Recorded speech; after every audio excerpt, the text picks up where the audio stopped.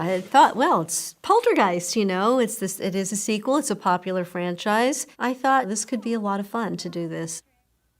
Gary Sherman had this thick book, and he had everything. He was like a scientist. He had everything laid out and how this was going to be done, and the special effects were going to be real and challenging. And I thought, well, that's sort of right up my alley. With my dance background, I can do this, you know.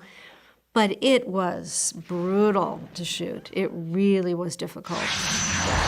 We're back! The use of the double and the mirrors and all of that, and when you had the long hallway of mirrors and you had different characters, I think at one point there were maybe 5 different characters that were involved. It was extremely difficult and frustrating. And it all had to be timed and perfect, and even with the cues, one thing could go off and you'd have to start all over again because everything took 2-3 times as long as it would have the way we shot it. The payoff, of course, is it's like, oh, that was worth it. You see it. And I think the hallway scene is a great case of, oh, look, that really worked. It was great, and there's something magical in the moment, you know. Hello? Hello? Hello? Zelda Rubinstein. Oh my God. She was so much fun. We really had a blast. She had a lot of boyfriends, I know that. Zelda attracted very handsome young boys. I can lead you into the light. I have the knowledge and the power. What I honestly remember most about that film, other than being wet for a very long time when Tom and I were running around, was Heather O'Rourke. She was just a real little girl. She liked Barbies. She loved her mother. She wasn't a child actress. I mean, she had none of that going on. There was so much chaos on that set because it was so challenging. But whenever Heather was on the set, it was like, she was like a grounding force. A woman's entitled to change her mind. That I always felt like, oh, I can relax. Heather is here. It's kind of funny when you think about it. And I always think about, you know, the tragedy of her loss and all and how unnecessary it was. But the fact that she had this old soul, you know, and that's the only way that I can look at it, that I don't feel so desperately sad.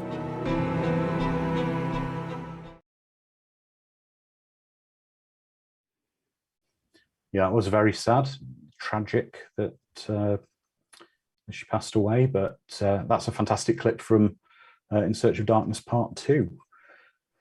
Welcome again to the watch party, everybody. We've got everyone in the chat already. But yeah, so if everyone's queued up as the lion roars, I'll give you the countdown on 5, 4, 3, 2, 1. Press play. There we go. It's a sound effect from Poltergeist 1 with the Door Guardian again, which is the same sample they used for the MGM Lion. Again, I think one of the things as well, I think, getting into this just from the get-go, it feels a very different film because you haven't got the Jerry Goldsmith score, have you? Right. The score is done by John Renzetti. Yeah. Who did Child's Play. Unfortunately, I would say it's rather generic as horror scores go, I think, in parts.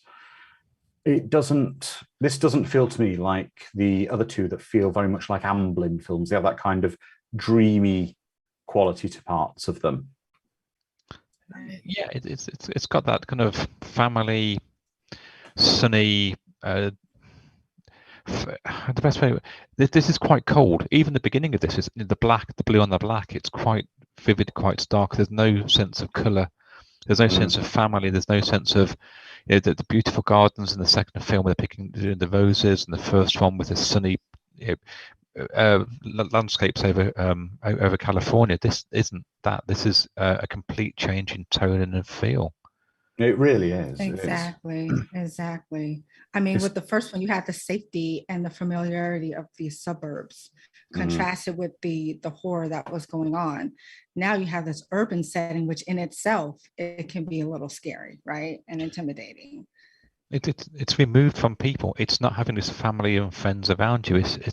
Obviously, again, spoilers, the majority of the family aren't in this, but it's taken out the notion of that, the suburban. this is you're in the big city now. This is where most people don't talk and they don't speak to you and they don't say hello, and you are one of millions of people all walking around. And Gary Sherman does that a lot in his films. I mean, I don't know whether you know a lot of his other movies. The Gary Sherman, his death line is very similar. It's using the city and the space to put the horror through and represent the horror in many ways as well. But he's done some great movies. Very much so. And I'd like to say as well, I think the general look on Carol Ann's face, that look of, is everyone's watching this film, to be honest. I'm in another one. Yeah. The actress herself wasn't too pleased with this film. She said it wasn't as scary as the other two, and that if there was a fourth one, she would do it, but it would be, her final film. Yeah. But she wasn't as pleased with this one in terms of the scares. Now, we're about to see in a moment a thread through this movie that I think is overdone, and I'm going to go off on one in a minute as soon as we see it. And it's seeing knockoff Kane, because unfortunately the original Kane actor had passed away. But within 3.5 minutes. Yeah, throughout this movie, there are too many Kanes. It's like they knew how amazing he was in the second one, and a committee has said, right, do you know what we need? We had Kane appear in it. We need Kane throughout this film. We need lots of Kane. And I don't think, because it's a different actor or actors playing him under heavy makeup here. I think it takes something away by giving Kane a largely physical presence through a lot of the movie. Right. He's not Freddy, he's not Jason, he's not a corporeal entity. You never even really see him in the first movie as such. I think in the sort of flashbacks and the visualization, he's great in the sequel, but I think they should have gone more back with the first, since they couldn't have the actor who portrayed him in the second. Right. The actor that portrayed him, they actually made a mask based on the mold of Julian Beck's face, the original Kane, and they used the voice actor who did the voice work for Kane when Julian Beck passed away in the second film. So I think they tried to really bring Julian Beck's essence and presence back to the film, but it didn't quite work. Yeah. It's a shame, because I think you're completely right. The idea of less is more sometimes. We don't see the alien in Aliens really at all, and then the only way that Aliens is better because they up it and do it. But here's a cool thing that we have. Freddy Krueger the same. We see him in the first one, but we see him in the sunlight in the second one. We see him around the swimming pool. So all the fear, all the ideas of the shadows and the dark things and the corridors, it's here we can see him full on. It's like, well, it's not that scary anymore. Our brain doesn't make that huge big jump between what we think we saw and what was actually there, and we don't fill in the gaps, and our imagination's far scarier. But the more we have and more we see, it ruins the effect. But again, with Freddy, the more we saw Freddy, the more wittier he became, the funnier it became. Here, Kane is not. He's not witty. He's not funny. He doesn't have one-liners, right? Yeah. So I agree. Less is more. Less is more. Less is more with the Cenobites. Less is more with Freddy Krueger.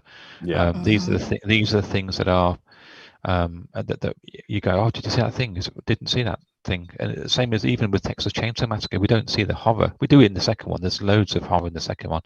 Loads of gore. There's not any gore in the first one, but our brain goes, there was loads of gore in this film. There wasn't at all. We assume there is because you hear the chainsaw and you see the Sawyer's family, but we don't see a lot. And it's a shame, because as things go on, you water down the thing that makes. And it's a real balancing act, isn't it? And I think the third film is always the one where it kind of is the franchise killer, I suppose. We were talking about Dune before. Yeah, the third one is the mind killer. The third one is the franchise killer. And there's not many threequels that are that good, unfortunately, which is just a shame. I mean, I do like Nightmare on Elm Street 3, but it's not a horror movie. It's a teenage movie, if that makes sense. It's a great action movie, but not so much a great horror film. But there's not many threequels that are better than the first ones. And I think that's a shame one, because once you got to the third one, you can then start going, well, the franchise has kicked in and we can create the characters everybody knows and loves, and it kind of ruins the first one or two, should we say? And we have a really good cast here. Tom Skerritt, who we know from Alien, Picket Fences, Poison Ivy, like name it, and then Nancy Allen. And then this is Laura Flynn Boyle. This is her first role. And we know her as playing another Donna in what 90s TV show? She plays another Donna. Does anyone else get? I know they're both set in similar scenarios. Does anyone else get with this kind of super skyscraper, a Gremlins 2 vibe about this movie? For sure. I was going to mention, the Clamp Tower. They don't. Do they exist still? Both this and Gremlins coming out very similar at the same time, and then we get a couple of years later we get. What's it, Total Recall, this massive big mega city spaces and these kind of things. You never go outside in them. Do these actually exist, or were they just kind of a very, very quick idea of everything is in one space, and your shops and your malls and your restaurants and all those kind of bits and pieces? Do these actually exist in the States, or was it just an idea that? I think they do. I think they do. These malls, these type of malls, yes. Yeah, so what's interesting is like the John Hancock building is where the residence is in Chicago. That's where they filmed. But this whole idea of having the mall inside of a building, that mall is not inside the John Hancock building. That's like across the way in an indoor kind of shopping center. So this idea that you have this building with the residence, apartments, the mall, and the garage all in one is not the case. And then again, there is a building like that in Cardiff, which is near where I live. There is a shopping mall, and it has a big multi-story car park, a giant mall downstairs, and upstairs it's got apartments. So there is buildings like that even in the UK. But the idea of having your office and your car park, all these bits and pieces that are all you never need to leave, becomes very Vegas-like in the hotels, and those idea of having all the things in one space, they're all enclosed. I don't know whether I want to live by my work. We've been working from home for a few months, I guess, but I don't want to have my office there. Well, I don't know, but then again, think of it from these are, I think, supposed to be quite expensive apartments. So if we go back to kind of the Wall Street kind of era, you can imagine that there would have been yuppies, or I don't know if yuppie was was that an American term as well, Carla? Yes, yuppies. Yeah. So you might have like sort of yuppies whereby they would love to live in this building where they've got their shopping and restaurants downstairs. They can get a haircut downstairs. They've got their apartment upstairs and their office in the same building. It'd be heaven for them. It would be. It'd be so convenient for snacks and Starbucks, I guess. But it's the idea of but you probably like it. But these mega structures, these massive big kind of places where you live and you shop and you eat and your life, you can't leave it. It's quite an interesting idea. And I wonder if this idea of having that kind of safety and comfort zone of having everything in one space, and then having this entity, right, this evil spirit kind of invade that space. If they were trying to do kind of the similar thing that Spielberg and Tobe Hooper did with The Suburbs, right, having that comfort and that safety, and then this entity invades that space. Basically moving a community from point A to point B. I mean, in some ways, this is more of a diverse community than we do see in the other movies. That in the other movies, we tend to just see homes. We don't see much about, but here we see businesses, we see homes, we see retail. We only see a little bits of that in the others, but it's quite ingrained in a lot of this. I think as well, the shopping mall element gives the building the ability to have whatever it needs for the purposes of the story. You can have the space. Pool, to have the convenience. Yeah. It's the aesthetic as well. I mean, we've discussed this slightly before. It's grey. everything's blue and metallic and silver and grey. It changes completely, and you can even 10 or 15 minutes in, the use of mirrors and vertical form and all these kind of ideas of, it doesn't look like no one's sitting or lounging or everything's up and straight, and it's very kind of, even going down the escalators, everything's kind of, there's no sense of it's not comfortable. Even that, everything's done, it's all sharp and angular, and mirrors and grey. Even the suits, everything are very. There's no, everything doesn't look comfortable. Everything looks like it's designed to be sharp and. And I think that it really captures, I think, the 80s, kind of the mid to late 80s, what was going on with the style, what was going on in the art world, kind of this kind of cold, very buttoned up, very edges, type feel. It does look like how we would see from the UK American movies, and this is Wall Street and Kremlin's too, and this is corporate America, and the notion of big cities and things, and she's the only one with a bit of colour on her, but everybody else has this. Every scene is designed to be very clever. Maybe people should look at this again, and myself included, to look at this in slightly more detail. Of this notion of, Gary Sherman's a very savvy director. He's put together, everything looks, every shot is angled. Every shot is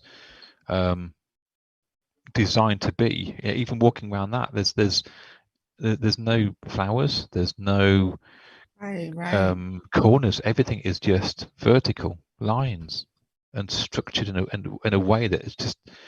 Even in the mirrors, and everything you can see is just columns and squares and very cubist, and it's quite a.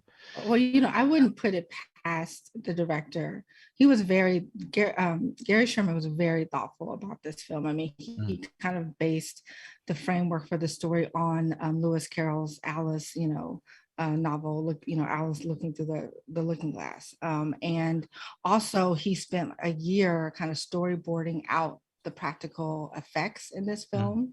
So he was very thoughtful. He was very enthusiastic to be directing this film. And I would venture to guess that, he did want to put those elements in the film as well. We've got a question from IC Matty in the chat here. Who owns the building? Well, I think it's implied it's just some faceless corporation, really, isn't it? That the OCP own it. Yeah, that Tom Skerritt works for. He's sort of the manager. Yeah, it's got to be somewhere. Yeah, it's either going to be Clamp or OCP or somebody like that, some sort of mega corporation somewhere. It's Tyrell Corporation or something like that. I think probably own it. That's a good point from Sparky John, that the filming this was difficult because of all the mirrors. We had to keep the cameras well hidden. It's tricky to do, to pull off those effects. We can't do it all in post. And he had to use and he used all different types of mirrors. He said the director was like, I became an expert on mirrors and glass and different densities of the glass, different densities of the mirror, the reflective qualities, using two-way mirrors. So it was a lot of work to hide those cameras. So I have a question here now. Carolyn, on the second film, it was a year after the first, but it was.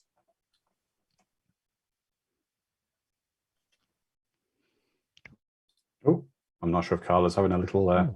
4 years in real time. Oh, this film, we're not quite sure when her parents took her. So it'd be interesting to see how much she was with her family for what length of time before they shipped her away, and how long she's been with her aunt, who was never mentioned at all in the first two films. Yeah. Sorry, Carla, you broke up a little bit there. I think your connection just froze for a second. Oh, I think you're having a few. Oh, dear me. Oh dear, everyone, we appear to have lost Carla. She'll be back in just a moment, I'm sure. Here's Maria. Oh. Okay, so we're back anyway, and we're just seeing typical, very generic scenes of Chicago, but it doesn't even really appear to be that they're pushing it specifically to be Chicago here. It's just a city. I think the only shot they could probably tell it was Chicago was a couple of minutes back when they were in the office, and his office overlooked the bay. But again, it could have been any big city, but it might well have been kind of Lake Michigan or something at the side. But there's no real idea that this is anywhere. It's just generic America, isn't it? In some ways, generic corporate. It could be New York. We're not really. It doesn't really say whereabouts it could be. So yeah, well, it is Chicago. It's stated as being, but it just could be anywhere. I don't think it really matters in the scale of the story. No. Yeah, I'm back. My internet. That's okay. Yeah. No, I don't know if you heard anything I said about her age and the time. No, we didn't quite, Carly. Oh, okay.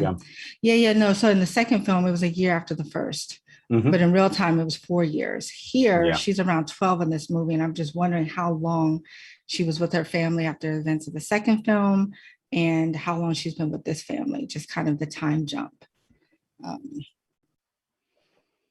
Because it doesn't seem like she's kind of endeared any closeness with her aunt. No, it doesn't.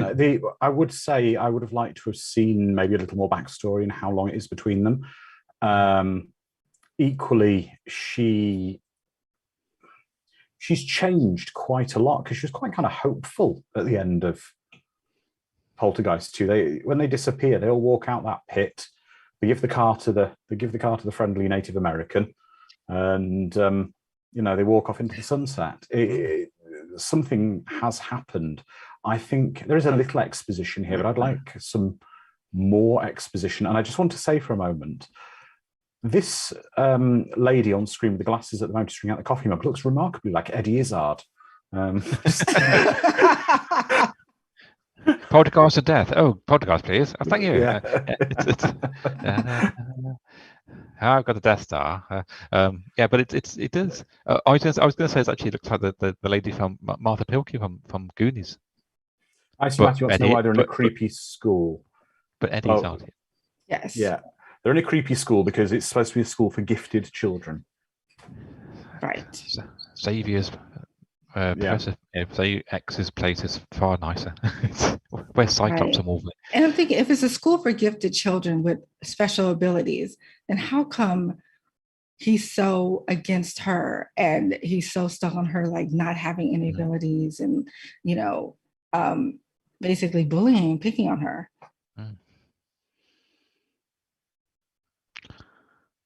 There's better, again, I should say there's better films that have institutes and places and spaces that are weird. David Cronenberg films, the institutes that are always in David Cronenberg films, and all the kind of, and even the space in this Starliner Towers in Shivers is the same. It's all this encompassing space.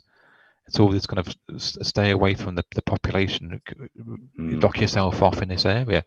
But anything that has, there's the Chenard Institute in Hellraiser or David Cronenberg's Institute of Plasmoid, whatever bizarre thing that he always kind of comes up with, they do it better than this. It's not quite weird enough, and it's not quite. And again, Kane all the time. He's on more than the main characters. Now we have. Go on. I was going to say, now we have the MVP of the Poltergeist films. The only other actor who was in all three films with Heather O'Rourke, Zelda Rubinstein as Tangina. But again, sorry, just going back to the stuff about Kane there, it's what strikes me in this as well is it uses a lot of very worn out horror tropes of the person appearing and disappearing. And now she's making a fatal mistake that you don't ever do. Don't reference a better movie than your movie.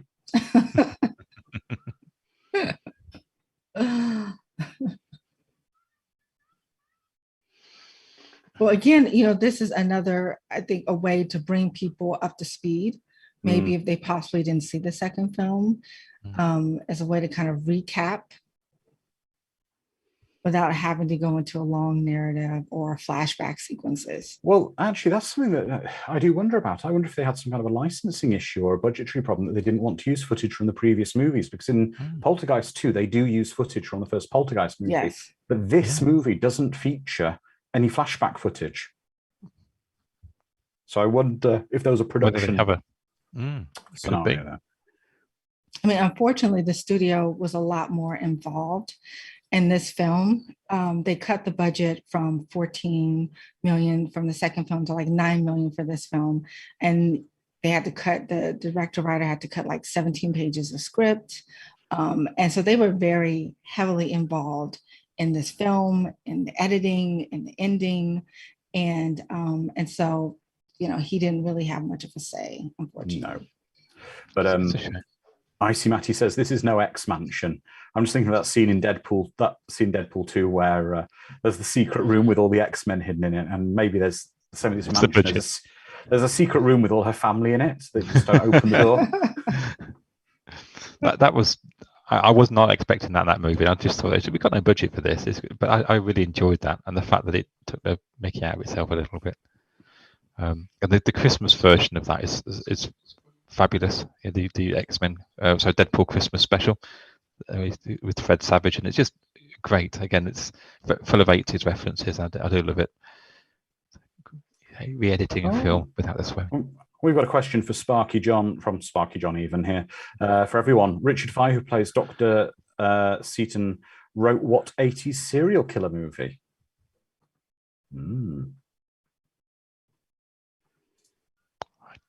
I don't know. That's a good one. We'll come back to that in a moment.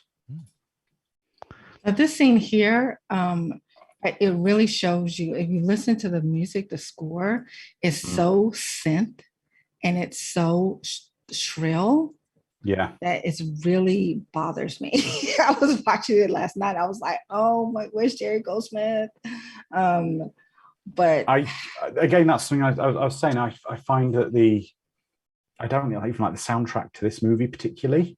It's just too generic. It's not a soundtrack. The original ones have got some great stuff in them. I mean, everything Goldsmith generally is quite good.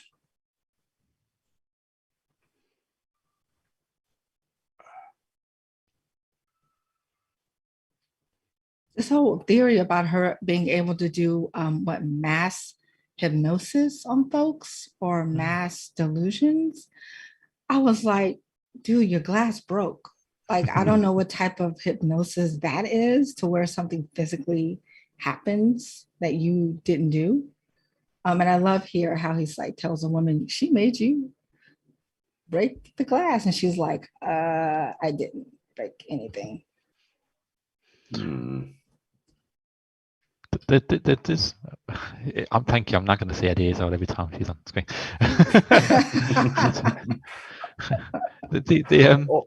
So can I also just say for a second, don't lock your disturbed niece in a creepy bedroom surrounded by mirrors. Yeah. I mean, when she just supposedly broke the glass mirror at the school.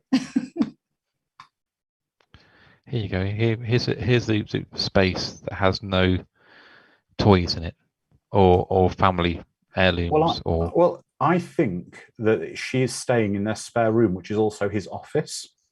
Because if you look, she's on a sofa bed, and there's a lot of sort of adult-looking books on a bookcase in there. I think they've just temporarily put her up in what should be his office. Right. It's a shame that there is no. We're going somewhere to go and stop with somebody to do a thing. Yeah. And it's a shame, because the idea of going, hey, now live here. Okay, fine. But the idea of not having completely changed it, I understand you. Films we're going on holiday. There's a lot of films where they go on holiday, they go somewhere else, and it's a different situation. They go on, the first film's in the city, the second one they go camping, whatever it could be, or vice versa. Here's the film, but there's nothing in here really that goes. Oh, you've got one little doll, and that's it. But there's nothing in it that explains why they're there. There's no detail to say this is what's happening or why it's gone on, or we're going to go and have a weekend away or whatever it could be. It's I mean, we often complain that movies sometimes have too much exposition in them, but I think this one's not got enough for what's happened in the story. Right. And I think that's because he had to cut a lot of the script due to the budget limitations. But I think for what he does put in here, he really wanted to push Heather O'Rourke in her acting, and he wanted to give her banter and have her interact with other characters, because in the first two films, you see her for a little bit and then she's off screen for a long time. You kind of just hear her voice. So he wanted to give her an opportunity to kind of show her acting chops a little bit. And here with this cute little banter, I think Sparky John put in the chat that Tom Skerritt makes a reference to Carrie, to Nancy Allen.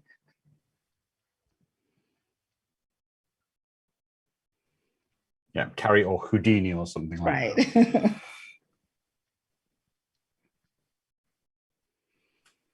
Okay, I'll hold my hand up. I'm the same as Tom Skerritt here. When I wear a bow tie, I wear a pre-tied bow tie. I wish I could tie a bow tie. I can tie a necktie, but not a bow tie. No, so I'll give him a pass for that. If Tom Skerritt can't do it, not many normal people. Now, I'm going to say, I think, Carla, we need to start having a bit of a leaderboard on our watch parties with actors cropping up because, of course, Tom Skerritt appeared in Summer of Popcorn in one of our movies. Oh, yes, he did. And I'm sure our chat will be able to answer which one. Sparky John, I know you'll answer it, but I'd like you not to answer it, please. Oh, and he did. Oh, there we go. See. Oh, you got to be quicker than that, Andrew. With Sparky knows his stuff. I know. Exactly. Well, we need to have a leaderboard of who's appeared in the most of our... don't worry, John. We'll have to have a leaderboard of who's appeared in the most of our watch parties on our movies. Now, this is another movie I would say that HD really, really doesn't help the movie. One thing I'm noticing is the reflection of the city that we're seeing there. It's clearly a cardboard cutout with blinking lights in it for certain things, but it with the extra detail high definition provides, it really becomes quite obvious it is a cardboard cutout outside the window. It's a shame. It's when you have beautifully painted sets, when you have somebody who's taken the time to do these things, and just a photograph with bits cut out, and it's just and they're on screen for a little bit, but it does ruin it. And I'm sure we've all seen it before. The bit in Indiana Jones and the Last Crusade with a painted bookshelf. It just ruins the movie a little bit. You go, well, no, why should prop people not just put a bit more effort into it? Now, this scene right here is actually creepy. It is creepy, but again, something that takes me out of it is the Kanes don't all quite look identical. No. It looks like three men dressed as Kane, and again, I don't know if they could have done it slightly differently, maybe with cutting the same person in the doors and merging the shots over each other or something. I don't know if they could have done it differently, but again, this is why you don't need to keep using Kane, because they made a rod for their own back. I would have been happy seeing just something in the mirror, like a ghostly reflection or something. I think in some ways that's not the issue with the first movie, of course, is because there is no sort of central characters, no Freddy Krueger, there is no Jason, because the Poltergeists are kind of nebulous. We don't know what they are, and there's no defined thing. There's no sort of that. Oh yes, there's the creature at the end. There's this. But there's no one bad guy. And then of course we have Kane in the second one, which sort of personifies the evil in some ways. But again, if you do it and you completely right, it's we've used him too much. We've ruined him. Yeah. And even films that are really popular, you can things like Beetlejuice. Beetlejuice isn't in Beetlejuice a lot. He's only in a tiny bit. So there's enough Beetlejuice in that film. That was great. But if he's on screen all the time, you get very, very because I was looking at the art bit where we're just watching, obviously. That reminds me of Beetlejuice a little bit, but he's not in it a great deal. Again, Nightmare on Elm Street, Freddy isn't in it a lot. He's in it some, but not a great deal. Hellraiser, the Cenobites aren't in it a lot. But if you put them in all the time, it just ruins the fact that you want more.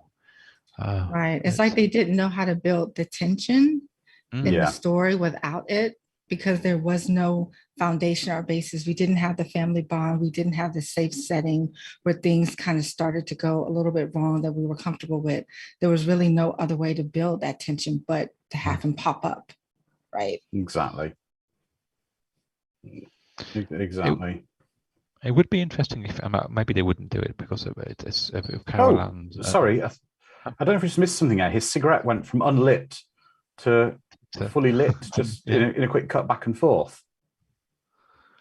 Maybe we missed him quickly light it. Oh, it didn't go out because it's cold, did it? Because it had all the icicles and things like that on there. It wasn't a bit too subtle, but maybe it's a continuity. No, it wasn't lit at all. The tobacco was unlit at the edge.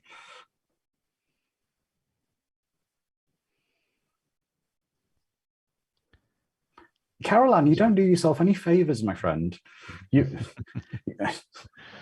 go out, have fun. Leave me alone. I've only been kidnapped by a poltergeist twice, and I'm now seeing him everywhere. Off you pop. Exactly. Yeah, go off. Because it could. There he is again. Wow. Yeah. Also, or she could just be resigned. Like Caroline at this point could be like, you know what? I'm tired. I give up. Like, let's just get it over with. Come on, dude. Let's go back to the weird dimension with the bits and pieces. Yeah. Again, they do the same now here. He has the weird looking face. Yeah. But she's gonna say, "Can you come back?" I was like, "Okay, she can go." Calvert raises a good question. Given that they're all a little bit different, doesn't it make it creepier? I don't know. I'd rather them be absolutely identical. I would rather have them replicated and have him as one, or not even at all. Just having it. But again, budget-wise, it could have just been a spirit. It could have been he's physical. He's too physical. He's there. We can see. But I actually think even if there were just doors opening and closing in the mirror that she can't see, that would be quite creepy. That'd be really creepy, and more in keeping with the poltergeist. It's such an 80s party. It's lovely. Wish I would go to parties when I was a teenager like this, but it was in the 80s. So much hairspray. It's great. And you didn't live in Chicago in a giant mansion, in a giant skyscraper. People with crimped hair. I mean, I've been so jealous. The 80s in America look so amazing as a 12, 13-year-old guy in the UK. It just looks having so much more fun than I am. The 80s in America was pretty awesome. I just want to ask everyone a quick question on this call, on this, who's all the rest of the guests we got here, and I'll ask you about chat. They're eating pretzels, but not the big pretzels. They're eating those really hard, salty ones in mass quantities. There, who eats them out of choice? It's the bits left over, isn't it? No one wants those. Carol Ann's just tired of this shit, isn't she? She's just like, look, I'm just. She is. Hey, is that the same toy? Was that toy in E.T.? It was. It's a speak and spell. Okay, speak and spell. Okay. It's a speak and spell, but Elliot's was hacked, wasn't it? In E.T. eventually. Yeah, he sideloaded it. It was fantastic. Yeah, E.T. hacked it. Sharon says, I love pretzels.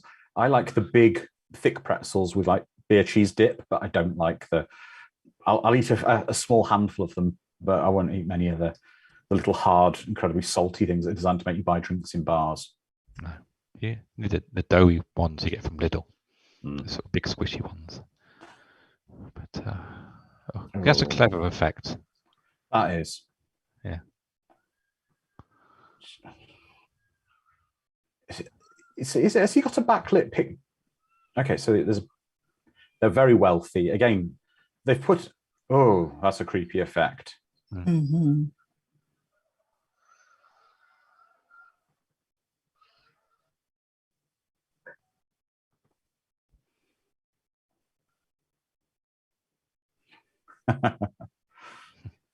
Mad Matt says kids want to play in the mall after hours. Are they aware they've got Killbot guards? They have.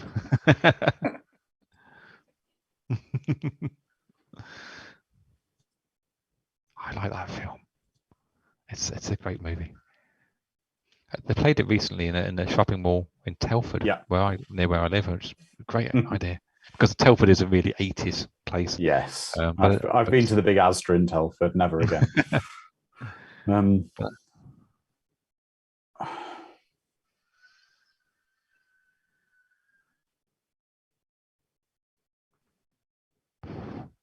That's a lot of dry ice.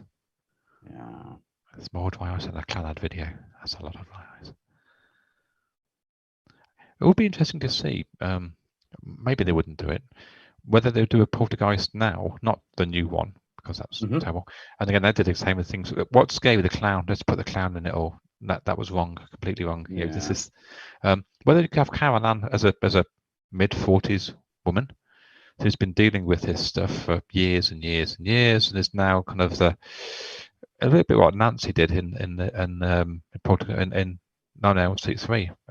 This has happened. There's this other dimension. As this stuff comes over and it tries to take children away. Again, did it a little bit in Doctor Sleep, where he wasn't particularly good at it, but Danny was trying to help out the children. But you could have her coming back and just go like, this has been happening for X amount of years, and I'm fed up with this. I'm going to try and do something and use the institute here. I see Matty has a question. How is it they have phones on a plane that work, yet we can't use mobile phones? Well, on some planes now, you can use satellite internet on them, and it's reasonably priced. Back then, those phones did exist, and they worked using just radio. But we can tell how serious the situation is, because Tangina's actually paying the extortionate card charges it would have been to use that plane on the phone at the time. They were crazy expensive. They were, I think from memory, they were like $2 or $3 a minute to make a call. So it'd be just the novelty of most people saying, I'm on a plane, I'm calling you, isn't it amazing? And it'd be all distorted, but yes. So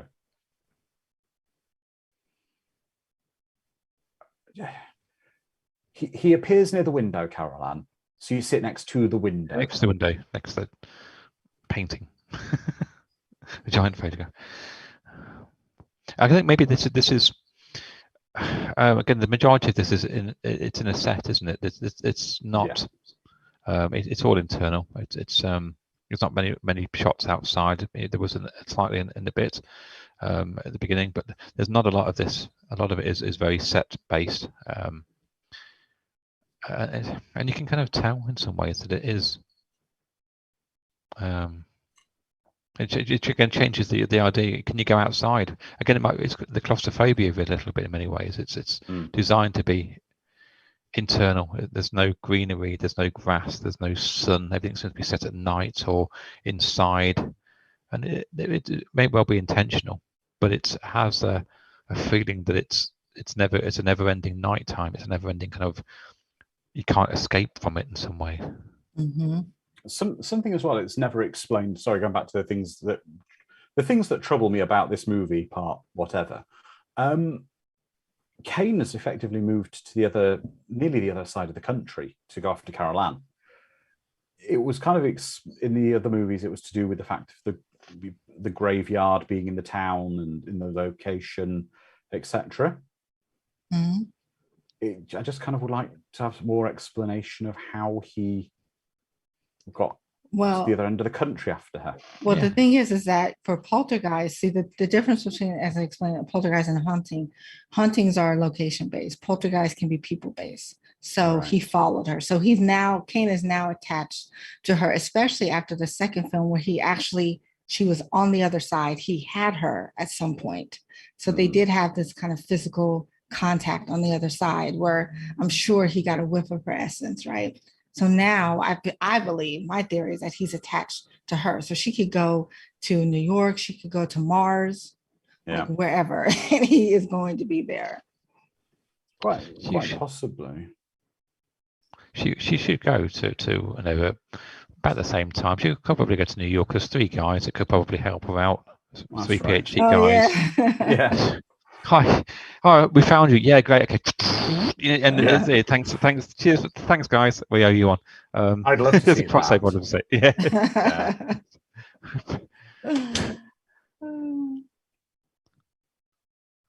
Calbot, Poltergeist 4 in space. It wouldn't be the first time a horror franchise went to space. It's good though, isn't it? I do like Jason X. I will say for Jason X, there is one joke in it that cracks me up. It's the bit with the artificial cheerleader in the sleeping bag where he's trying to kill her against the tree. He's just going to.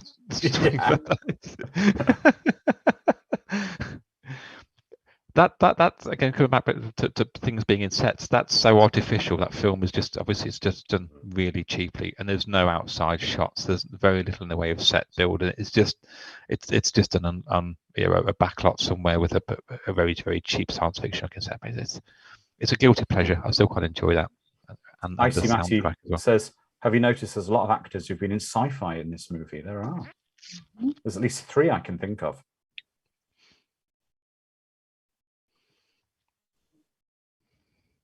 Now, one question I also have in this, so, in the second film, the whole thing on the first film is to not go into the light. He wants to keep the people out of the light. And then the second film, I wasn't sure. But in this one, it's like he needs her to take him into the light. And I thought it was always him wanting to avoid the light. So for me, I feel like the story, like they weren't quite clear on Poltergeist lore and kind of canon. Let's try and just speculate what it could be. Could it be that he's lost his followers, he's lost his power, and he now wants to enter the light, but he's being rejected from entering the light because he was such a wicked person. So he needs a good person to take him into the light because he's lost his followers, he's lost his power, but he needs her because she's a pure being to allow him into the pleasant afterlife. Maybe he's in some kind of purgatory at the moment. It's stuck behind a mirror, stuck behind a space, locked behind a kind of a dimension behind the reflections in the water, which would give it some sort of credence to do that. You can't get out. You're stuck between the static of the TV. You're in this kind of place behind the screen. You can't get out, and a lot of horror films have that as a thing, isn't it? You're sort of stuck behind a plate or a glass, but that might play into this quite nicely. The fact that you've got this, he's it's cold and it's icy and he's stuck and you can't go back to the lovely kind of fluidy kind of weird thing from the second film, the kind of weird space that we're in on the other side, and he's trapped in this kind of. Now, what I would have loved to have seen in this scene here, I would have loved to have heard him humming "The God Is In," his Holy Temple song. That would have been creepy. You don't see him; you just kind of hear him humming. Yeah. I would have, for this movie, I would have loved to have seen more stuff with Taylor or Taylor's people. A more exploration of the ability they had to combat the poltergeists and their mythology and because it was kind of, they were building up to that, and that's all forgotten about in this film. Well, except for the necklace, right? Except for the charm.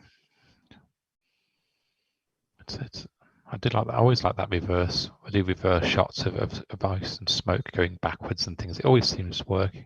There does seem to be a lot of Coca-Cola product placement in this movie because it really does, because it's been in fridges. They've been drinking it in other scenes, and if you look, the logos are almost always perfectly in frame. He's drinking Coors.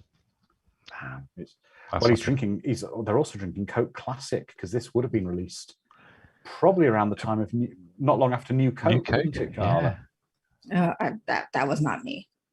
I didn't do New Coke.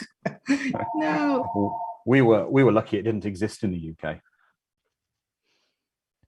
It was something we heard about and something we were aware of, but it's quite amazing, isn't it? That was just a PR stunt that went horribly wrong.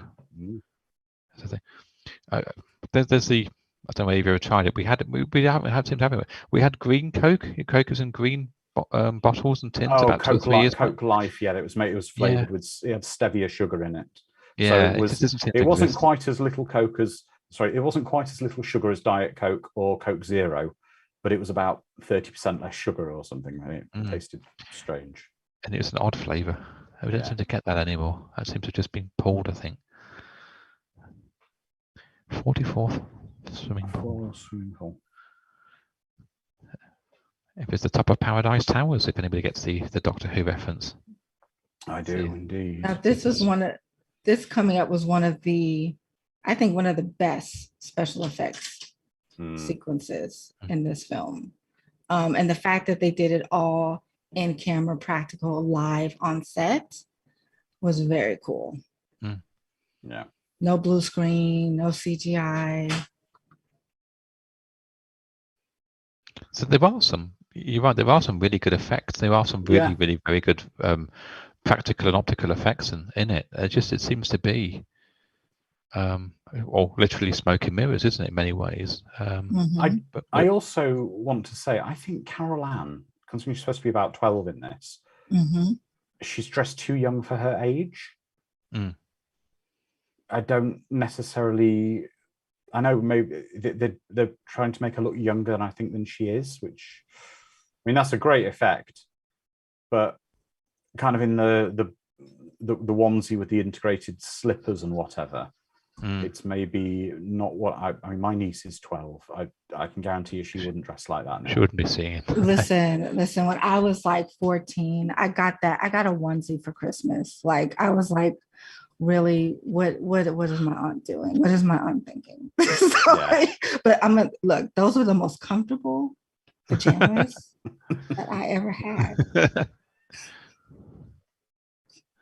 So thank you for them. We're going straight back to Mervin's, but no, I kept them. That's cool. Very cool scene though. Yeah, so this one, the puddle was actually a hole in the floor that was like 10 foot in diameter. And they had windows underneath where they could put the light through. And it was a platform that she got on that kind of just went down. The hands were two divers that had on the latex hands. They were underwater and they were being directed via like this underwater communication hookup on like how to pull, where to grab. And they had the fog lights and everything coming up. So it was a very cool effect. Yeah. It is good. It is clever. It's very much. I think that one of the to rival this in the use of mirrors and reflections and water is Prince of Darkness. They use those effects. This idea, the idea of pushing a hand through things and the stuff coming out and reverse shooting things, so things rip and come forward. That's a stunningly clever film. So I love John Carpenter films, I know, but that to me is one that people overlook because it's quite cerebral. But that's great. That's a great movie to have, and things happening in mirrors and things happening in puddles of water and the use of liquid on screen and stuff is great. And we're seeing quite a big 80s movie kind of trope here of a big thing that did happen in the 80s between America and in the UK, kind of an appropriation of Japanese stuff where everything had to be Japanese because it was cool. So we're seeing sort of the American party with sushi, people in some Japanese clothing, everything's a bit themed Japanese, but it's not, it's not, it's just a stylistic choice.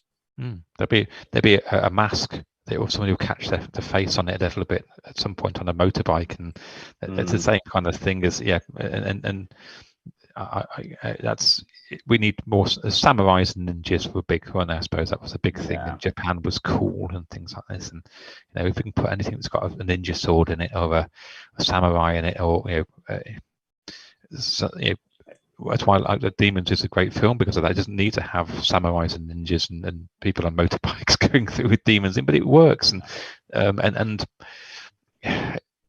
of my favorite films ever is The Eliminators. Oh, I love Eliminators, which is a great movie. Yeah. And so, do we need a ninja in it? Of course we do.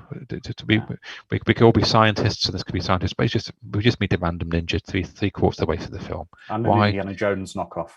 Yeah, it's great. All filmed in the backlot of Universal. It's a great movie. But that's to me. So we could put some more ninjas in it. It works, and we did, and I fell for it. I love ninja films. Now I have a fun fact for everyone, a trivia. Now you will start to notice that her name is going to be called a lot of times. Carol Ann. Yes. Carol Ann. How many times did they say Carol Ann in this film? If you take a guess. 65.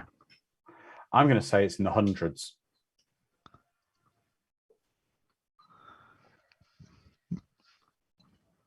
And I will say, I advise, and this is a warning, do not do the drinking game.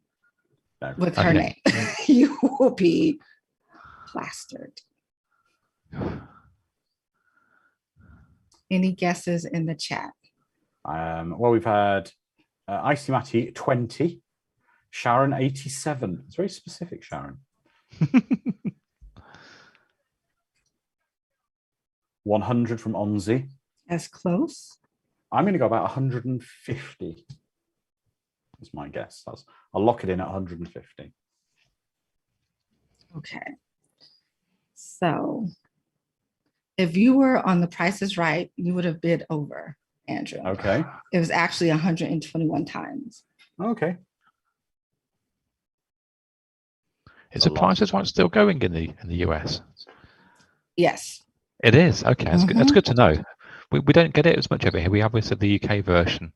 We don't have many and we- game shows here now at all, really. No, it's a shame, really. We've lost that. I think the occasion we get stuff on Saturday Night TV, it's like rehashes of old game shows. Yeah. But we don't really have the fact that, you know, Okay. Sorry, just to go to the movie right now. You walk in your apartment, that's Right. happening. The door's bulging, the light's shining out of it. Something weird is happening now. Okay. Don't try and say, I'm just imagining it. Exactly.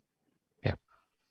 The reaction, I've always felt the reaction was underwhelming Yeah.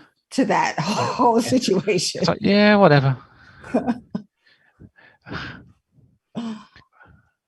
That's a good effect as well, though, isn't it? Yeah. Oh, it's a great. So, like I say, some of the practical effects in this are really good, but then other bits just aren't.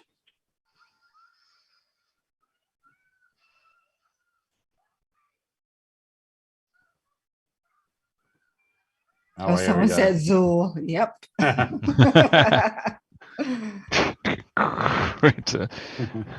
Zool.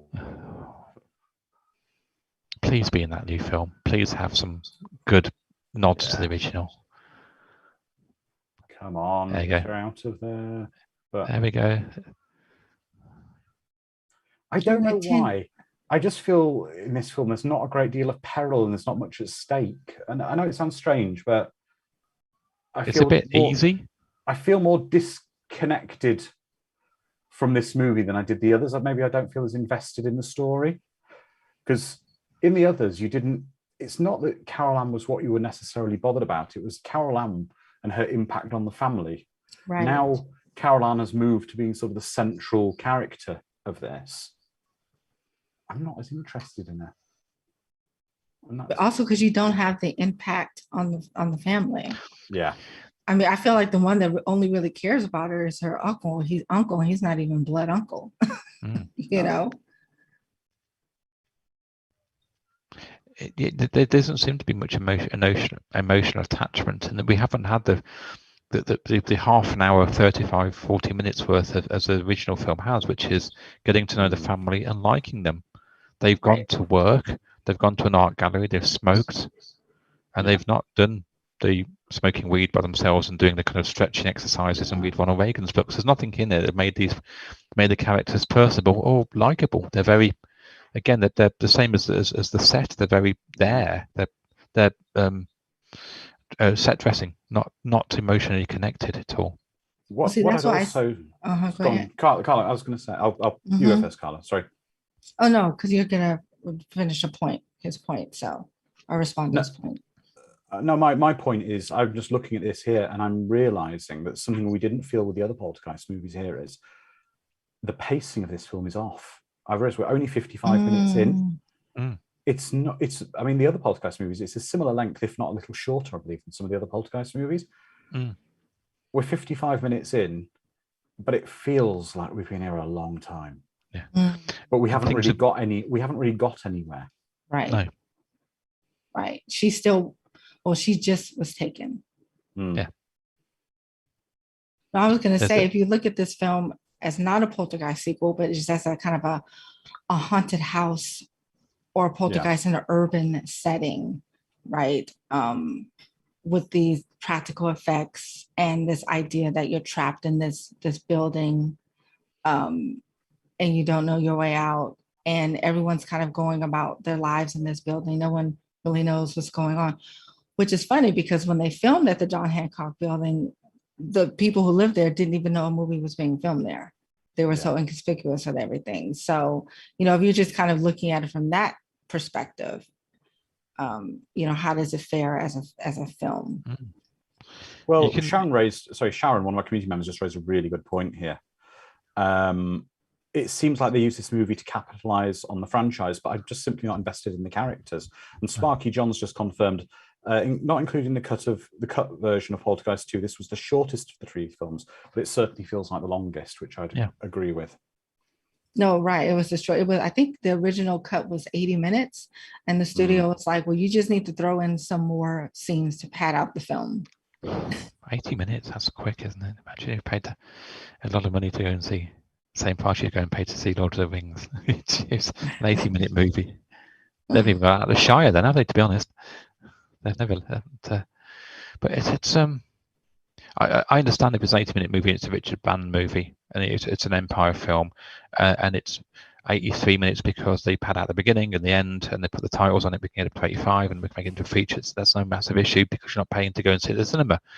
But this had a cinematic release. I mean, I saw it on video. I didn't see it at the cinema, but it does. The pacing is wrong. We've got 25 minutes left, and we've only just started. Really, there's not been anything that's made you want to go war. I just felt like, oh my gosh, the moment that Tangina comes in reminded me of when Nancy came in Nightmare on Elm Street 3 with Dream Warriors, when Kristen was freaking out at the hospital. Yeah, but she does that about 20 minutes into the movie. Yes, she does it 20 minutes into the movie. Yeah. And also, but it's meant to endear a certain feeling in the audience. Like when we saw Nancy's show, we were like, oh, it's on now, it's all gonna go. But when Tangina shows up, it's kind of like, oh, okay. Yeah. But would it have been better if we hadn't have seen Tangina at earlier points in the movie, and she had just had this, if those scenes hadn't been in it, and she had just rocked up now? I think so. I think it would have been slightly more impactful. Yeah. David is saying, I was going to hold back on my comments for this movie, and I need to just let it all out. I want to like this movie more than I do, and it's. I think what's upsetting me about it is, I really enjoy the first, and the first 3/4, 2/3 of the sequel, I really, really enjoy. This is just like, okay, let's say you're a kid. Your mom's done you a great dinner, and your favorite dinner is sausages, French fries, or chips if you're British, and peas. Your first movie is your sausages, your best bit of your meal. The second is the French fries, the chips, the second best bit of the meal. And now you've got your peas left, and you've got to get through them. And it could be 10. It could be 10 peas on the plate, but it still feels like it's a million, and you've got to eat your way through them all. You hate them more than anything in the world, and that's the feeling. It's that, we've got to do this. We've got to get through it. And I know it's got some good stuff in this movie. It just, I don't know. I think you're completely right. We're just not emotionally attached to anybody. We just don't care. Right. I mean, also, it doesn't feel like Patricia is part of the mother side of the family. And I guess we feel like she thinks that side is kind of cuckoo, and so she kind of left to make a way for herself, with the whole, the urban and money and the high rise to live a different life. And I would have liked if they could have explored her character a little bit more, and how she has to come to accept her intuitive gifts, accept her family. She's been trying to run away, and now is caught up with her through Carol Ann. Like she has to confront who she really is. There's none of that humanity that she's. Right. I mean, Dan Taylor's a fantastic actress, but in this, she just walks around. There's nothing in there. There's no scenes where she's going like, "This is what exactly what Colin says." This is what my family is like. That entire potential notion then could have been a 2-minute bit of points of focus for characterization, but there isn't. There's nothing there going. We knew my family went through this. We went through this, and my mom. Obviously, but there's nothing. It's just like, no, that's fine. I feel as well that the stuff that Tanji is just wheeling out now is a rehash of what was kind of said. All right, maybe she is supposed to say the same words, but trying to infer the strength in the family. The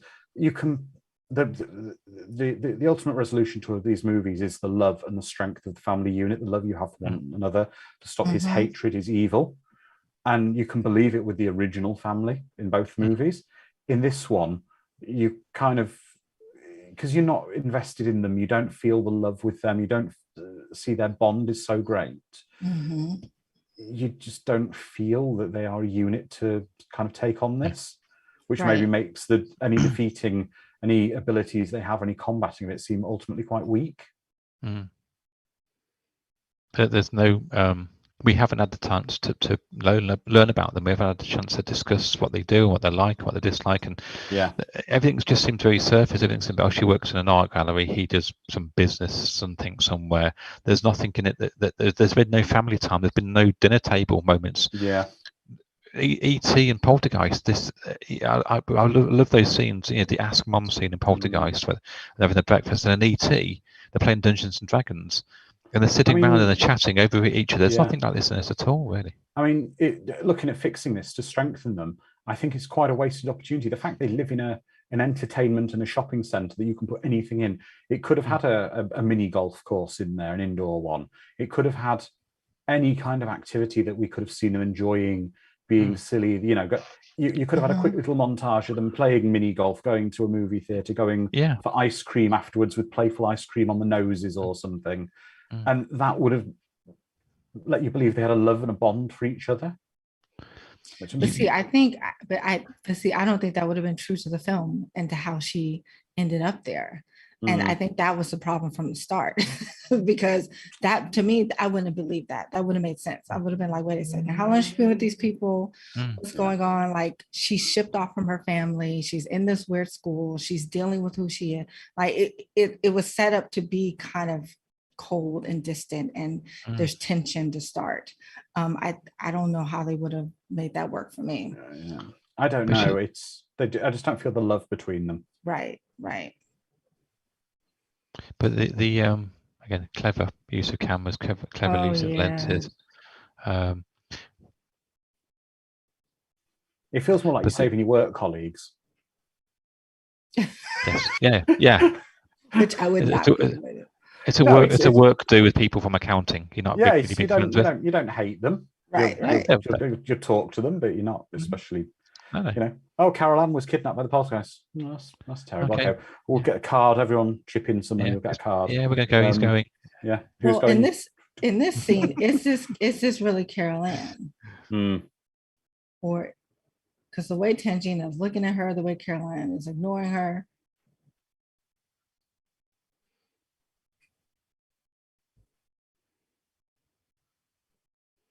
I mean, the idea of forced perspectives on that, whether it's the body doubles or whether it's hair doubles and things, but that's again little clips. I'm sure if you watch it again and again, you can spot wigs and people. But I think it's quite well done. It's a very kind of it does exactly what it. Now this is the second time Thomas Garrett has seen something burst out of someone's stomach, chest, right? I was going to say Sharon got it immediately. I think our friend Sharon is likes Tom Skerritt in his prime. I mean, he was a good-looking man in his prime. Oh, she loves Tom Skerritt.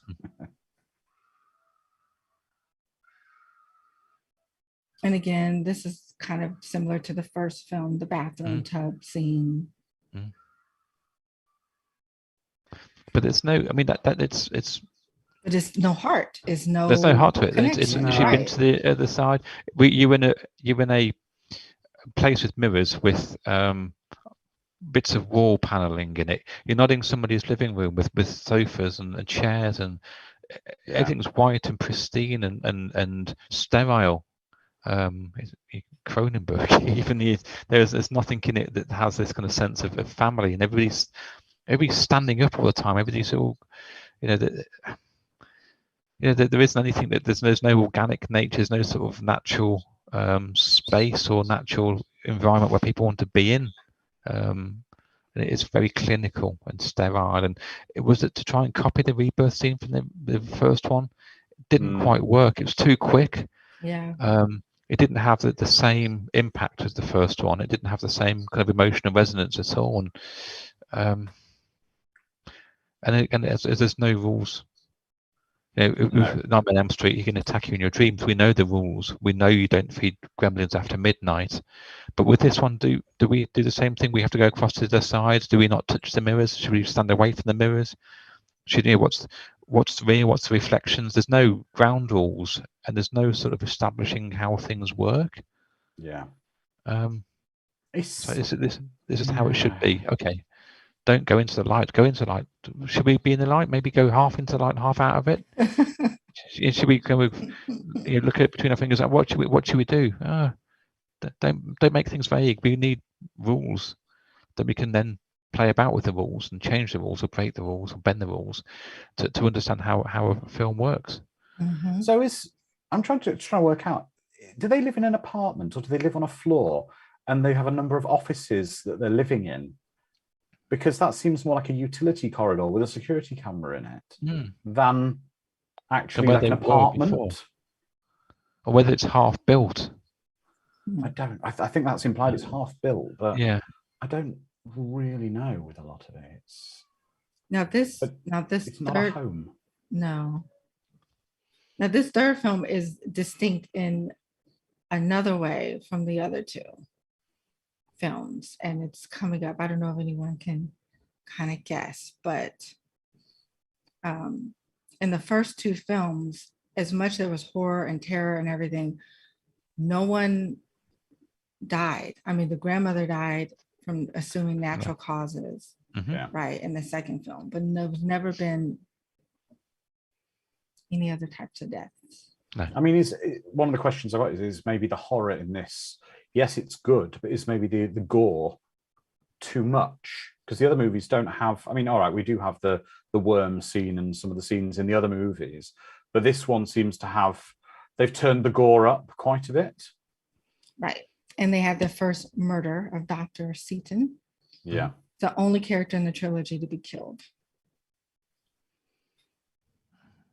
And I think the director was really happy with that scene because he couldn't stand the actor who played that role because he said it was too hammy. He played him just a bit too much. And like, we get it. He needs to be the person that people root for him to get pushed down the elevator shaft. But yeah, I think Calbot's kind of got it there. We need to be careful because this is the kind of thing that causes world wars, because we've already got Icy Matty replying, okay, Poltergeist 3 is a pizza with pineapple on it. It's still pizza. I dig this movie for the effects and the cast. And then Icy Matty replies, no pineapple on pizza. Okay, let's get it out of the way.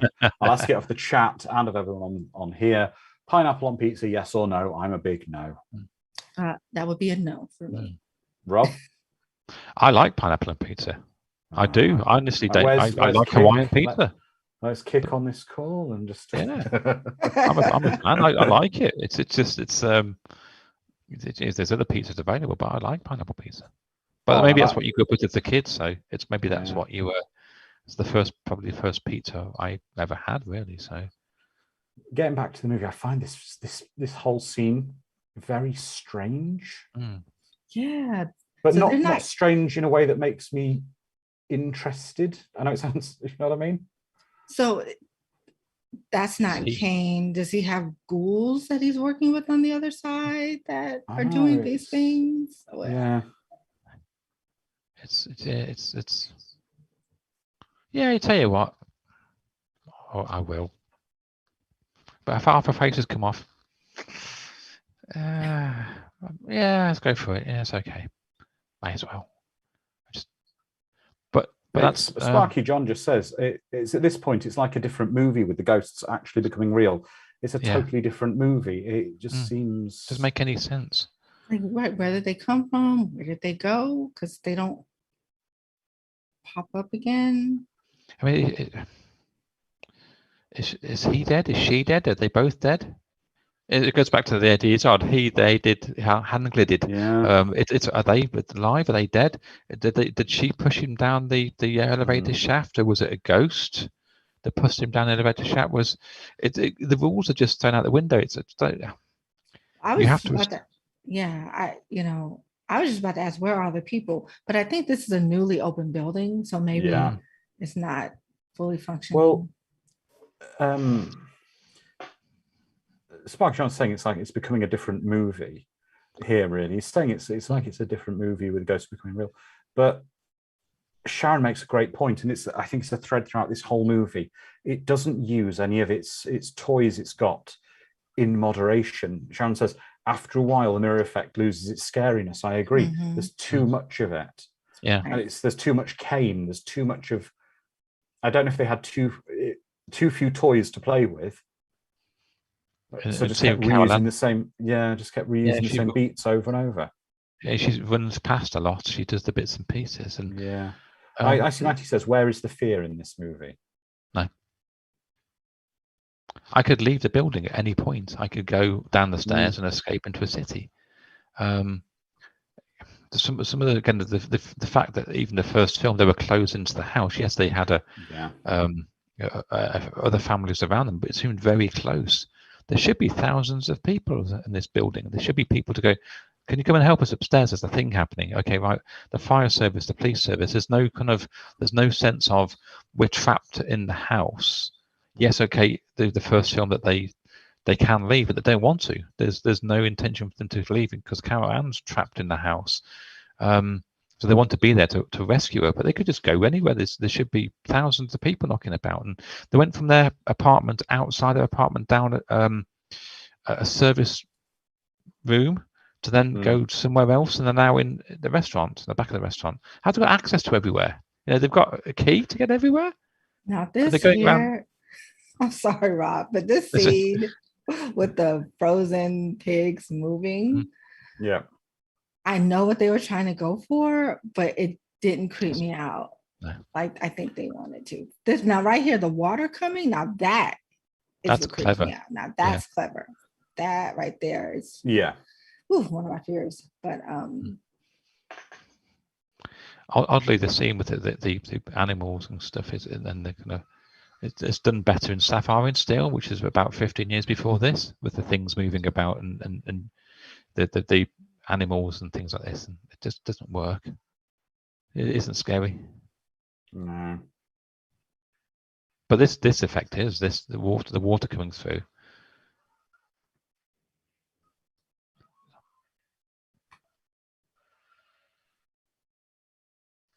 I think there's so much they could have been like that scene there was very effective. This upcoming scene is pretty effective. I think there's a lot they could have done with this kind of haunted house, 21st century haunted house skyscraper theme. But I don't think they went far enough. I don't think they made it weird and uncomfortable enough. I don't like the frozen effect that they're randomly using on everything as well. No. This obscenely thick ice, there's no, it's everywhere now. Like it's supposed to be a thing, but there's no reason why. I mean, okay, they were saying the building was colder inside than outside, and it's maybe something to do with the poltergeist, with Kane. But I don't know, it just seems a weird choice. It does, and it also again, it's a niggle of mine when you start seeing films. The more that you watch them, of course, the more you start noticing that films have ice and snow in them, and of course, there's no breath. It's not cold at all. No. And The Exorcist, when you see that, they have icy breath because they just put it in a refrigerator. But you watch this, and I saw Gremlins recently. I thought this is filmed in summer, and all the snow's fake. And I'm sure it doesn't look like it's Christmas, and it ruins it. And again, I've seen enough film, and it's maybe just me watching and being a film critic or a film, whatever. You start noticing these things, but it's snow and it's artificial, and you know it's artificial snow, and you know it's artificial ice, and they're not cold, and they're not freezing, and there's no breath, and it's not done effectively well, and that's probably just. I mean, I think this whole scene would have been more scary had they gone into the parking garage and the cars just come to life on their own accord. Not Honda Accord, but cars have just come to life by themselves. And rather than having this kind of weird world that they put the scene in, it doesn't need to be in this sort of where are you? Frozen world. Yeah, are you in the other side, or are you somewhere else, or are you in a land with lots of artificial snow on the floor? I'm going to say now that car, when it shouted "you," sounded more like it said Zool. So we'll go with that, David. Yeah. I think we'll say that was our Zool moment. But again, it seems cheap that you can. Oh God, even that, just the light, And the reason why you can't see it is because we've got drivers in the car, and there's no sense of, you can't see through the windscreen, so the cars aren't coming to life. We've purposely obscured the windscreen, and of course you go, well, is that it? Well, this scene here was actually quite dangerous when they filmed it, this explosion, because they were using foam on the cars to simulate the snow. And so it caught fire, and a maintenance worker and 2 firefighters were injured, and it caused about $250,000 worth of damage to the building. Wow.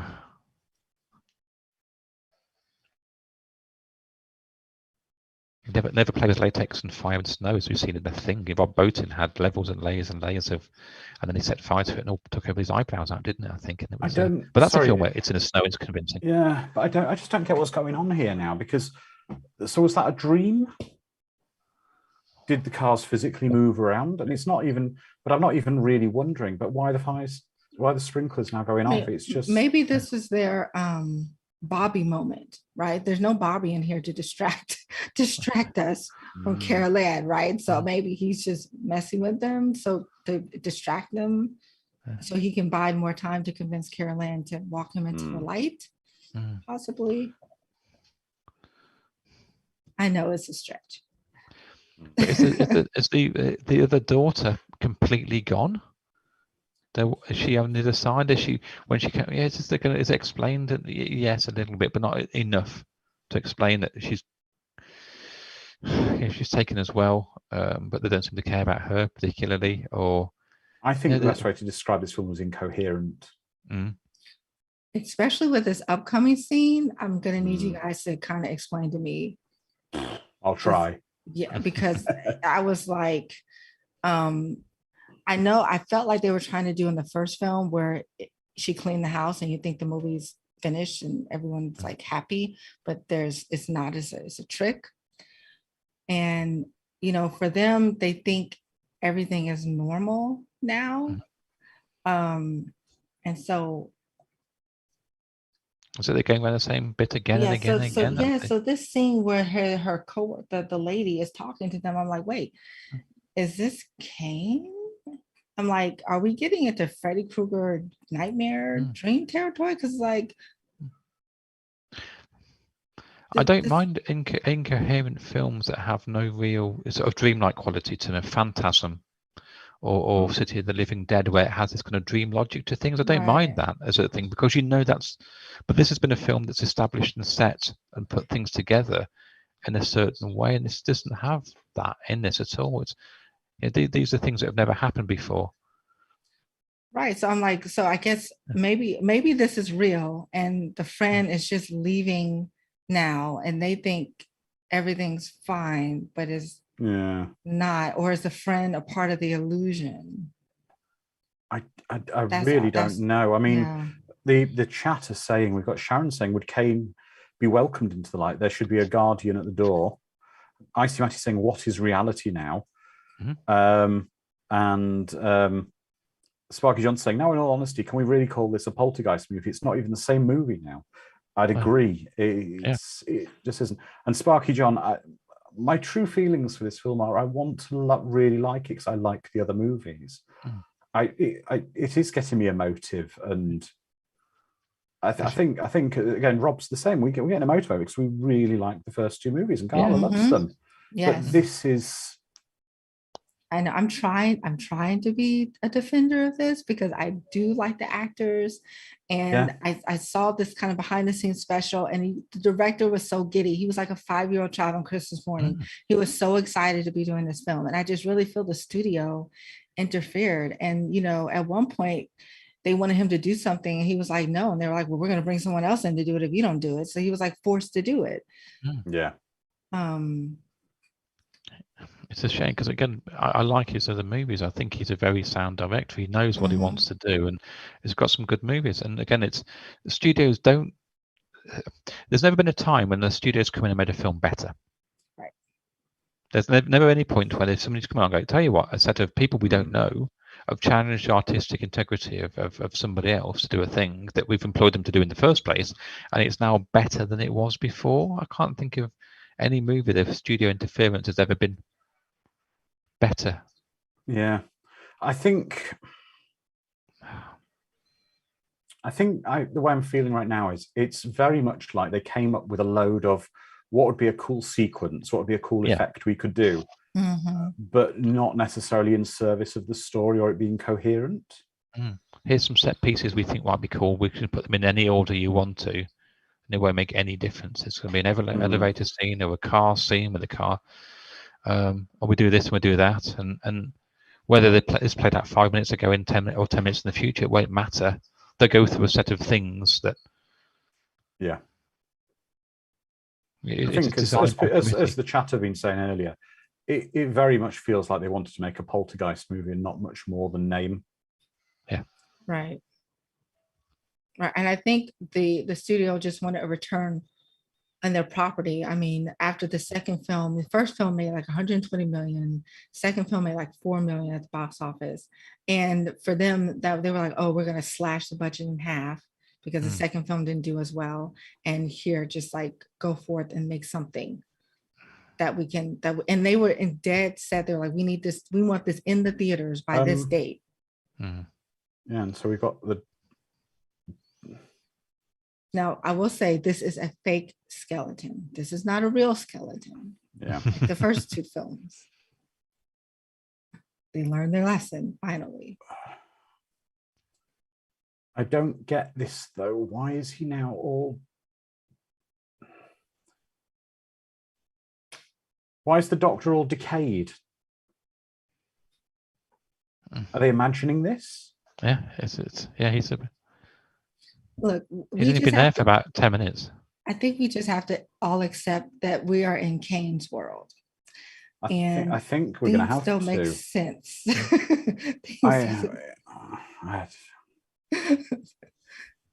Does he decay people quickly? It's not, again, never had that power before.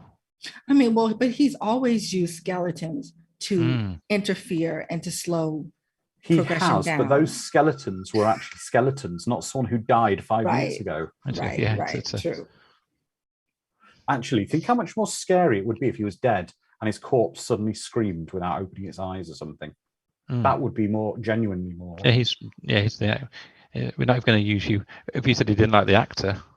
But again, all this idea of running around a half built place, again, this isn't really even explained particularly in the film. It's hi, we're moving into this new apartment that we've got stuff on. But how much back behind the scenes stuff and space is there in this building as well? There's a lot of space that we don't. I saw Star Trek Discovery not so long back, and the finale of the last episode where they were fighting in the lift, and it's like, where's all that space behind them? Where's that come from? There was that kind of bit. We think, well, there's a lot of wasted space in a starship that we were using, and this seems the same as this. They've got a lot of space where are these things going to go to, and why is this a good idea? Okay, now here's this is the scariest part of the scene. Yeah. Well, as someone who doesn't like heights, exposed heights, I'm fine in a plane, but I don't like exposed heights. I don't. It would be maybe a bit of a phobia of mine. I don't know if anyone else doesn't like open heights. They're unpleasant because you only do it once, don't you, to slip? But that's not nice. As Sharon says, it's not the height that kills you; it's the sudden stop at the bottom. And they were on this platform, as they said. Nancy Allen said it was like 100 stories high, and so the fear that you see is real. She was like, I was able to use that fear in this scene. Can't blame her. And they couldn't pay me enough. But is their entire thing to get out of the building to rescue their daughter, to rescue Caroline? It's like, we just want to leave now. Well, Tangina said, what did she say? Remember outside in? Yeah. That was her little clue. And so they're trying to get into this room. They can't go through the apartment and through the door, obviously. Go outside to get back inside. Yeah. They have to go through the window. Yeah. Because if they try to go through the door, that wouldn't be dramatic enough. We need a Die Hard moment. Right.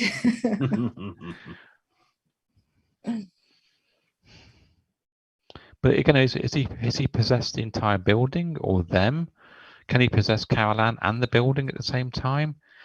again, if you could take the entire building to pieces, again, I mentioned demons before. They have the entire cinema, and that's locked in. Right. That's entire space, and that makes sense because you can't leave. They break up all the walls. You can't leave. You can't get out. And that makes more sense. There's no sort of Well, I think, sorry, I just want to say, I think the Poltergeist is back with us again. We're streaming fine to the internet, but a couple of the people in our chat have just said their Wi-Fi at home has crashed. We're not doing any more Poltergeist movies. No, no, we are Two not. people on opposite sides of the planet have just said their Wi-Fi has crashed at home. I think even your Wi-Fi suppliers and your telecommunication went, it's not a good movie. We'll just switch it off for the betterment of mankind, frankly.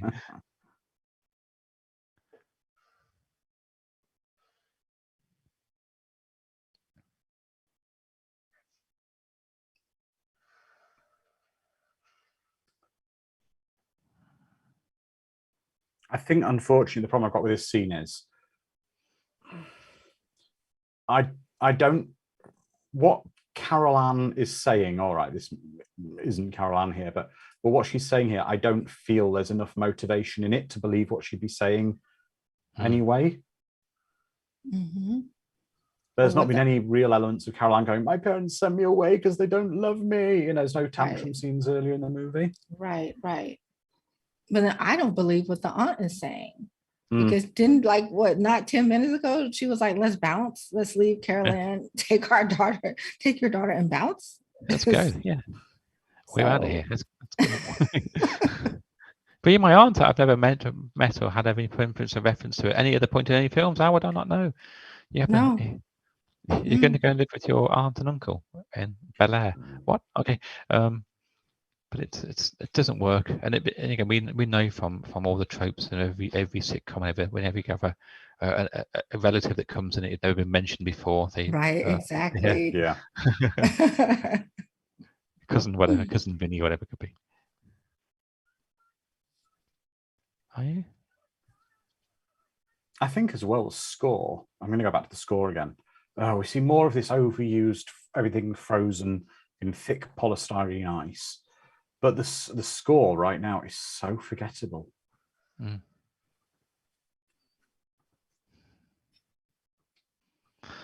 It should be, again, going back to the first one, it should be the females of the family. There should be the feminine. It should be the kind of matriarchal notions of being able to help her. But again, none of those themes play in that film. There's no critical analysis of this at all. There's nothing in it that goes that this is, you know, the parents being equals, and there's no idea of kind of her being the person to save. There's been no point in this movie where she's embraced her femininity or her matriarchal point at all. There's nothing in it. This is I'm going to embrace my destiny of even being part of the family. There's just, we're going to go through some things and stuff's going to happen and we tick some boxes and that's it.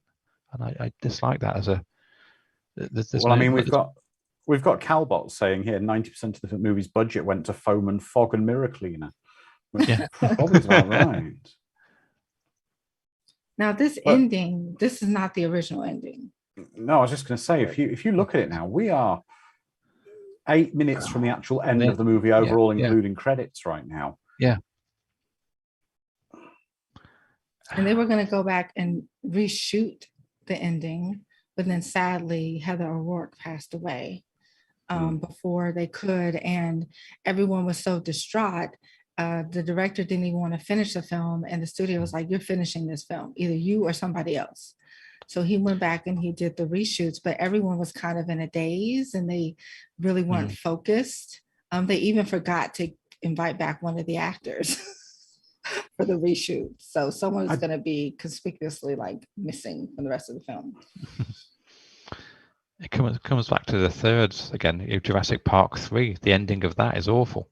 And now we're finished. Bye. Wasn't there supposed to be some conclusions? No. And considering the effects in some of the other movies, and especially in this one, that head looks awful. Yeah. Right. And yeah.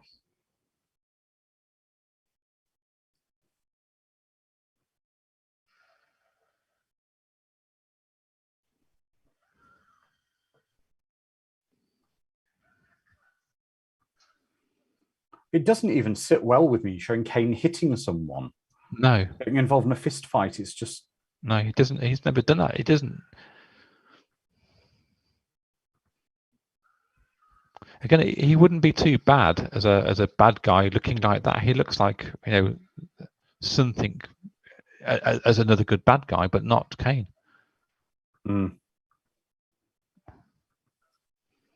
Yeah, so originally he was supposed to touch the necklace and then his head was going to explode. He was going to explode from the inside out. But that effect didn't look too well and they were running out of time. So they went with this instead. Yes. Now this right here infuriated me because I was like, wait a second, couldn't she have just done this like 40 minutes ago? Yeah, exactly. She could have. He wants to go into the light. She'll lead him into the light. She could have even communicated with him when he wasn't with Carol Ann because she's sensitive. He could have just gone, I want to go into the light, and she goes, yeah, okay, let's go. Exactly. So this was a total cop out, and I think this really put the nail in it for this film. Like, because I was thinking maybe it'll be saved, maybe the third act something will happen, kind of bring it together. No.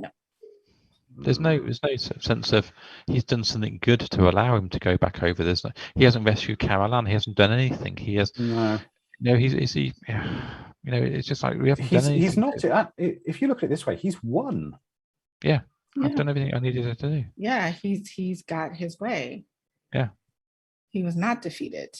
And they've only got out as a byproduct of him. It just happened to. Yeah. We release everybody. Okay, you release everybody. He's released. If him going into the light, he'd had a change of heart and said, "I'm sorry. Please go. Please take them. I'm sorry for everything. God be with you, whatever it could be." The kind of. As Sharon says again, how could Cain be accepted into the light? We can suppose the light is heaven. Is he seeking redemption? I don't know. It could have been. That could have been the entire premise of the film, is the fact that the entire thing is him trying to do that. But there's no context of that being a story or a plot point that he made a mistake or trying to redeem himself. And again, there's no redeeming arc in this. He just does the stuff happens and that's it. Is that right? Who is missing from this scene? Where's her boyfriend? Exactly. Where's Scott? What happened to Scott? Funny thing is that the guy who played Scott, this is his first film, his first credited role. And he actually had planned on doing a one-man show at this point called Saving Scott, about this whole controversy about what happened to Scott. Is he still on the other side? Can we go and save him? So he was going to put together this one-man show. And the studio tried to say, well, there was a scheduling conflict. He was like, no, I was sitting in class at USC. Like, you guys could have called me. And they were like, they just forgot. They literally just forgot about him. Well, everybody. Well, there you go. Sorry. Okay, thank you. It's done. It is complete. The trilogy is complete. We have finished Poltergeist, everybody. Yes. Onzi wants to know, what does the lightning strike at the end mean? It means the studio wanted to keep their options open for a sequel, which fortunately we never got. But we have now finished Poltergeist. How do we feel? Let's take a step back. How do we feel about this as a trilogy? I think the first two parts are good. Well, let's call it the first movie and 2/3 of the second movie are really good.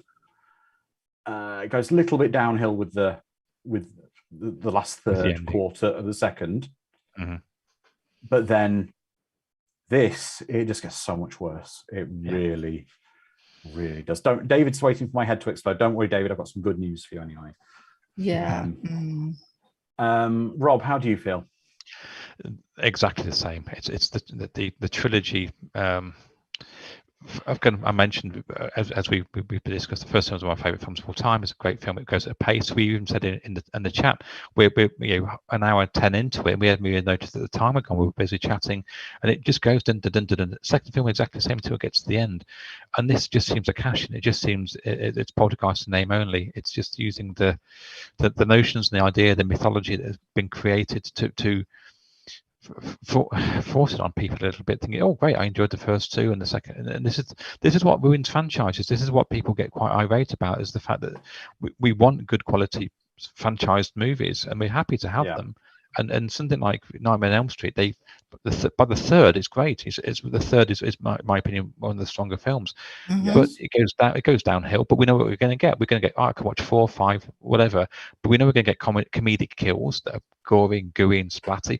I don't mind, and Freddy will be defeated and come back in the next one. That's okay. We're getting a formulaic set of films, but with this, it just seems to be that there's no fourth film. There isn't going to be more.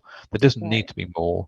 The TV series is very good, but it has very little to do with the films in any way. Right, very little. Yeah, which is a shame. But Carla, how do you go on? Same question to you, Carla. How do you feel about the trilogy? Well, I want Will Smith from Men in Black to erase my memory. Number 3. The last hour and a half. Let's do the Indiana Jones ending. They went off the family went off into the sunset, and no more was saw of them. Exactly. You know, I love the first film. Oh my gosh, I love the first film. And for this film, I can appreciate what they were trying to do with the mirrors and the practical effects and the effort that was put there. That puddle scene was great. So I will commend them for that. But I think the story was just severely lacking. I'm like, if you could have put the same attention into the story of the origin, I feel like they needed a script doctor or someone who knew the first 2 films to give them the continuity in this third script.